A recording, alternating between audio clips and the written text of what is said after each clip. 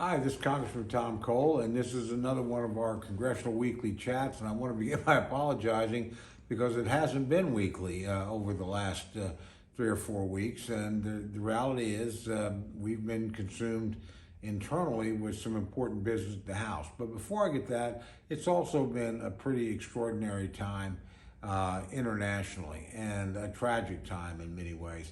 I want to begin by, frankly, extending my deepest sympathy, and I'm sure the sympathy and prayers of everybody listening to this particular episode of Congressional Chat, to the people of Israel. The horrific terrorist attack that they suffered is just almost indescribable. Men, women, children shot, raped, savaged, taken hostage. There's no excuse for it. There's no justification for it. Israel is responding, has asked for our help. I think that's something on a bipartisan basis Congress will do. There'll be a discussion about how and how much, but there's not much doubt in the United States Congress that almost everybody, no matter where they are on the political spectrum, no matter where they are on the ideological spectrum, grieves for what happened in Israel and is determined to do what we can do as a country to be helpful. And I certainly intend to do that. As difficult as our own trials have been internally and functioning in Congress, what's happened in Israel is far, far more important. Second point, I will talk a little briefly about that. We went through an unprecedented 3-week period, 22 days, without a Speaker of the House. And it started because, frankly, 8 members, I think very irresponsibly in my opinion, combined with every single Democrat to throw out Kevin McCarthy, who was the Speaker.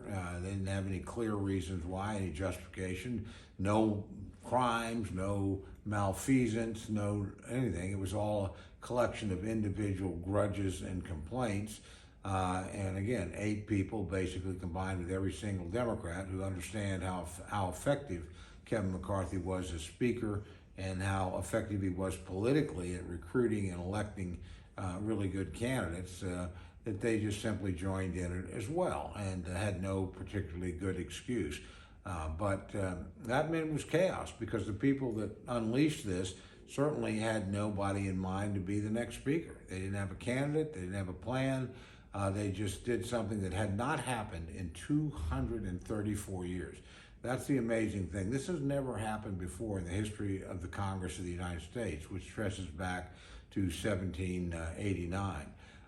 And so every day since then inside the chamber has been unprecedented. And without a Speaker, you literally cannot transact normal business. So we have not been able to respond as we would hope to the challenge of Israel or just to deal with the day-to-day business of the American people. There were several people that put themselves forward. There were some pretty tough elections. We produced several nominees that could not garner support. They had the overwhelming majority support in their conference, but there would always be 20 or 30 people with some pet peeve or some unwillingness to go along with the overwhelming majority of their fellow Republicans.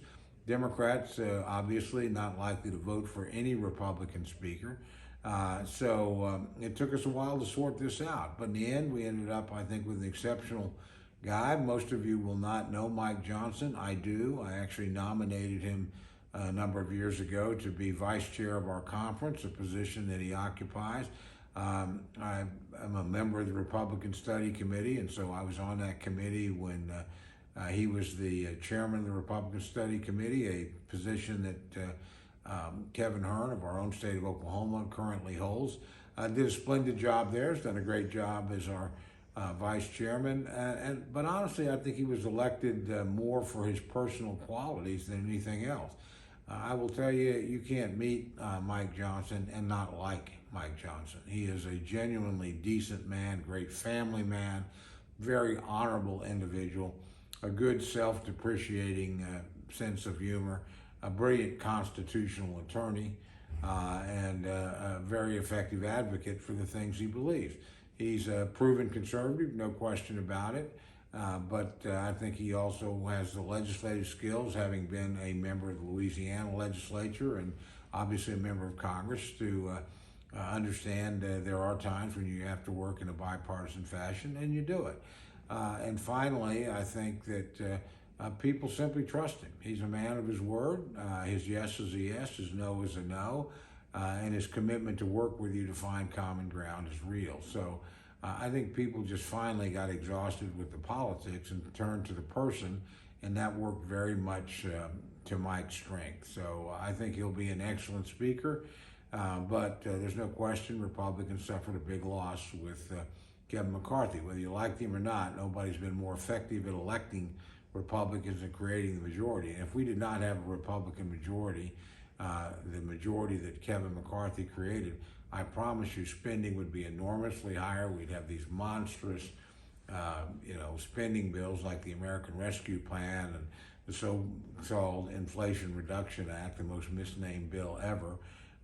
There would be no check on President Biden and the Democratic Senate. We saw what that led to in the first 2 years. That is an open border, the highest inflation in 40 years, the highest interest rate in 20 years, debacle after debacle overseas. Once we pulled out of Afghanistan and demonstrated to the rest of the world that America might not be relied upon. You see challenges all over the world to our leadership. All those things would have no counter were it not for the Republican majority. But it is a narrow majority, and it is a majority where there are strong divisions of opinion on occasion.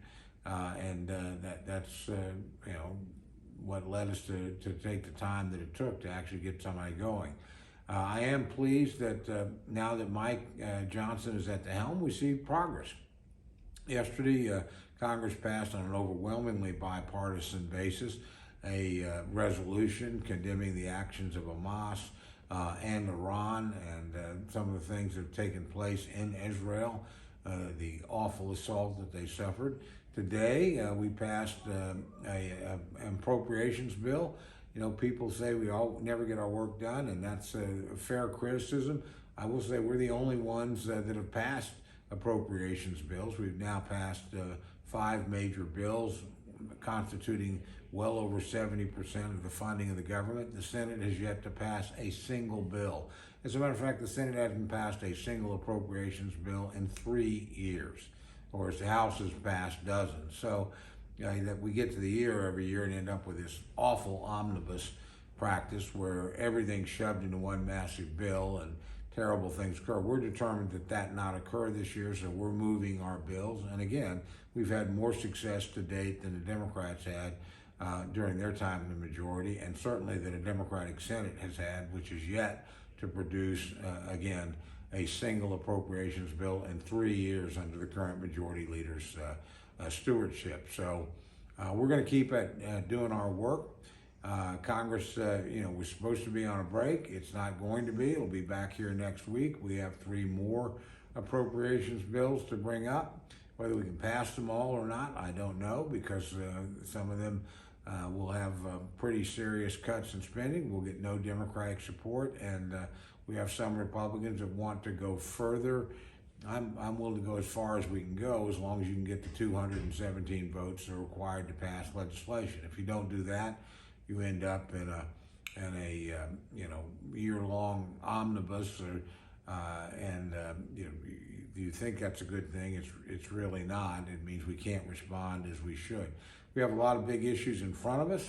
Obviously, aid to Israel is one of those things, but there's also the question of Ukraine, where there's a lot more controversy.